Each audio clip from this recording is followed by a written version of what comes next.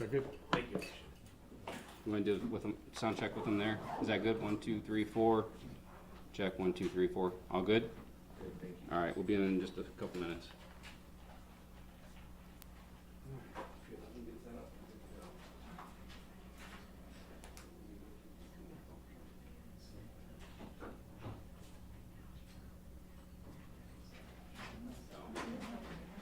And Sergeant, on my rank, I'm the public information officer for the Indiana State Police. So you know.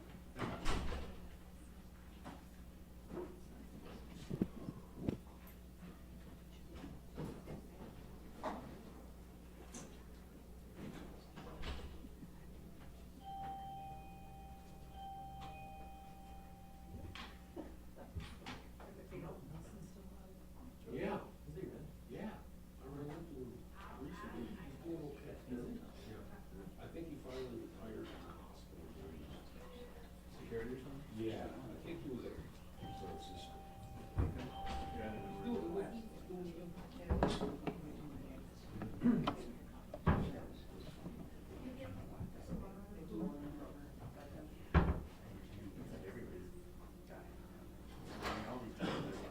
Sorry, I think Harvard, Bradford, Kennedy. All those guys. Chester, Harvard. Well, yeah. Wife, and then Robert Kennedy, and Bradford. A lot of people that come to that. Yeah, Harvard, that was tragic. He Yeah. retired. Cancer. Both situations. Yeah. David Chester? David Chester, yeah. Last year, they were all, three of them were last year, David Chester and, do you remember about him? Yeah, he was sports. He was the town attorney under Ed Thomas. Yeah. For national fiasco. You saw us. You never saw that? He was gone by the time. He was smart, man. He flew into town, worked off Porter Beach, and then took off to New Mexico with all the. Nice gig. Well, it was vulnerable at the time, you know, nobody was in town, he just swindled everybody really, just laid out that downtown Chicago street grid, I don't know what to do. Remember? I agree on everything is, it's not just us regionally, we've got every way to get everybody here in no time. Where, Forget it, Jake. yeah, Forget China. yeah, forget it, Jake, it's Porter Beach. That's where it be, very. Yes, yes. Or you forget a line like that. Forget it, Jake, it's, salty. Well, they were just looking for that, and then the dollars were going after that, and did their number for a few years, you know, it was.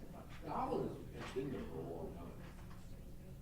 But in Howard, I'm saying, that was Oh, the guy yeah. on the town board and all that, oh, yeah. No, he's dead, right? Is that good? Didn't he like driving and his wife died in a crash with him? Yeah. I should set this here. I'll spill it. I don't want to advertise for free.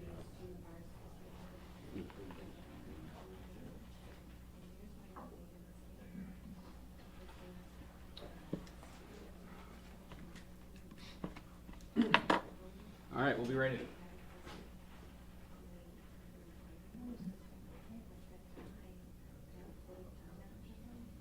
The other great last line is from Maltese Falcon.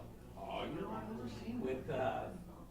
With Humphrey Bogart, when the officer says, "What's this?" It's the Falcon, and Bogart says, "It's the stuff that drugs are made of." I never saw that one either. Well, that dates you. It's great film.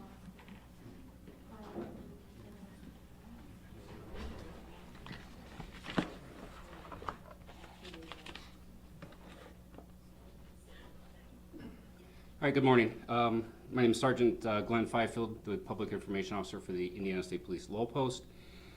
We're here this morning for the officer-involved shooting that occurred this morning at approximately 8 o'clock. So I'm going to give some brief background, what we can disclose right now, and there's a lot of things that we can't. I understand you folks are going to have a lot of questions, and as we do too, our investigators have the same questions. So there's a lot of things that we're not going to be able to answer this morning. so bear with us. We'll answer what we can. So this morning at approximately 8 o'clock, the Chesterton Police Department responded to the Hilton Garden Inn located at 501 Gateway Boulevard, which is near the intersection of State Road 49 and the Indiana Toll Road. The call was in reference to a suspicious male that had been at the hotel. Two officers arrived on scene and confronted the subject. And during that interaction, there was an exchange of gunfire between the suspect and the officers. One officer did sustain a gunshot injury. He was transported to a hospital in Illinois where he received treatment. And the Chief will give you an update on his condition.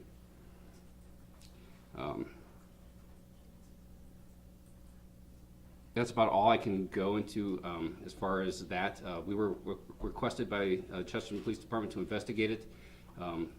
The identity of the deceased right now is pending an autopsy by the coroner's office. That information will be given out by the coroner once that autopsy has been completed. Like I said, this is an active investigation. There's a lot of questions that we have, that the investigators have. We have crime scene techs on scene now. They're going to be working on it over the next several hours. So I understand you're going to have a lot of questions. We'll take those once the Chief has an opportunity to speak. All right, Chief Richardson. Thank you, Sergeant Pfeiffer. Good morning, and thank you, media, for coming to the Chesterton Police Department today. Unfortunately, I have to tell you about an officer-involved shooting that occurred this morning around 8 a.m., where one of our officers was unfortunately shot and injured. First and foremost, my main concern right now is our officer, and I am happy to be able to tell you that he did receive treatment, is receiving treatment in an Illinois hospital, and his prognosis looks good. That's a good thing, to stand in front of a podium and tell the media and the public that our officer, in all appearances right now, looks like everything's going to work out okay for him. I won't go into the extent of his wounds, where he was wounded at. Obviously, like Sergeant Fifield said, I have as many questions as you all have, as the Indiana State Police has. It was a rapidly evolving situation at the hotel this morning, where unfortunately our officers had to exchange in gunfire with the suspect. So we all have lots of questions. That's why I asked for the Indiana State Police to assist us on this. I know their professionalism of their investigative division, and they will at some point in time give me a full report, which I will then forward to, or Indiana State Police will then forward to the prosecutor's office. I will say that the Chesterton Police Department understands that our community is deeply shaken about a shooting that occurred in our jurisdiction this morning, and one of our officers being shot and injured. Our thoughts are with the officer and his family. They are most important to us right now. I have requested, as you know, the Indiana State Police to come in for an independent investigation of this incident, and the Chesterton Police Department, as in every other investigation, will cooperate fully with the Indiana State Police. I'd have a statement that I would like to provide to our community post this event this morning. Our department stands united in our commitment to protecting our community. What often goes unseen is our officers putting their lives on the line for our community, and two of our officers did just that this morning. I want to thank you, and especially this community, the Duneland community, the Chesterton community, for their continued support. I will also ask for your patience, because this is going to take a week or two for all these events that transpired this morning to play out. And I entrust the Indiana State Police to do that for us, and they will give us more information as they're prepared to do that in the future. I want to thank all the brave officers that came to our aid this morning from various departments, and I hope I don't miss anyone. If I do, I apologize. The Porter Police Department, the Portage Police Department, the Valparaiso Police Department, the Porter County Sheriff's Office, Burns Harbor Police Department, Ogden Dunes Police Department, and of course the Indiana State Police and their crime scene investigators and our investigative team who are on scene now. As I said earlier, this department's primary concern is our officer that was injured today. I ask for prayers and support from the community for his full recovery. With that, I understand that Sergeant Fifield will take some questions, some he may answer, some I may answer. Just be prepared, there's gonna be a lot of, we don't know right now, and that will come out, obviously, in the next week or two, and we will be fully transparent with this investigation. I appreciate you all being here. Are you naming the officer and where was he injured? We are not naming the officer right now, which is typical. That will probably come out sometime next week. We'll identify the officers, and obviously they need time to reflect on this. They need their privacy, so now is not the right time to name the officers. But the public deserves to know who those officers are, and we will give that information next week or when we get advice from the Indiana Could you State Police. describe the nature of his wounds? I cannot do that right now, no, sir. How old is the officer? The officer is 33 years old, and he has been with the Chesterton Police Department for about 5 years. He is a patrol officer, and he mainly works the day shift. And how old is the man who was shot and killed? We don't have his identification made yet. That'll be done by the coroner's office, and once identification has been made, that individual's next of kin notified, that will be released by them. Was he staying at the Hilton Garden, and also who made the call to authorities about suspicious activity? To my knowledge, that'll be part of the investigation to see where he came from, if he was staying there, if he's a local resident. I don't know. Like I said, I do not know who he is right now. I'm talking to you right now. I don't know who he is. All I know is that he was a white male, and he's now deceased. Where he's from, where he was staying, I don't know. I can confirm that the hotel is the one that called the Chesterton Police Department this morning about the suspicious nature of him being there. Well, when you say suspicious nature, please describe a little bit of what makes this person suspicious. I don't know the details. That's part of what our investigators will find out, why they were called there. Obviously, something brought his attention to their attention, and the way he was acting. And obviously, something was going on for there to be a confrontation and exchange of gunfire between him and the officers. Happened in the parking lot, or did it start in the lobby, or? I'm not sure where it started. That's a great question, and I'm sure our investigators will have that, and that'll be part of the investigation. Yes, How long has Bob. it been since Bob. there's been an officer-involved shooting in Chesterton? What was the last one? History of that? You know, forgive me that I honestly can't answer that question. I've only been chief here Right. for, Right. less than 4 years. Nothing, why I've been here, and I don't know of any in the recent decade prior to me taking over as chief. So it's possible never, or if it was a long time ago. It's certainly not within the past decade or so. Is it suspected that he shot himself, because that's been kind of put out Well, like there? I mentioned. Put out there on Facebook Right. and stuff, so we kind of need. Some questions were asked, obviously. What I will tell anybody, and especially you folks, you do this every day, do not rely on anything you see on social media. That's why these gentlemen are here, to give us the accurate facts, because that's what we all want, right? We don't want to put out false information. I know there's all kinds of speculation on Facebook. I may read it tonight, but right now that speculation is irrelevant to me. Was his weapon recovered from the scene? Yeah, there was an exchange of gunfire, so yes, there was a weapon recovered, absolutely. I just have a Um, couple questions. yes. The other officer who was not injured, are they on administrative leave with or without pay? Great question, and I was going to cover that. I'm glad you asked that. As typical with every police department, our policy states any officers that are involved in an officer-involved shooting will be placed on paid administrative leave. That will be the instance here as well. The 2 officers involved today will be placed on paid administrative leave. And while we're talking about these officers, I just want to comment of their bravery. It's not every day you come to work and you get involved in an officer-involved shooting. The bravery of these officers for protecting our community, protecting what might have been going on in that hotel, the fine men and women of the Chester Police Department, I am so proud of them right now for the way they acted today. And we're all just humans, and we get up and we put these uniforms on, just like you put on your suits to come to work. We are no different than anybody else. But I do want to say how proud I am of this department, and how proud I am of regional law enforcement who came to our aid without us even having to make a phone call.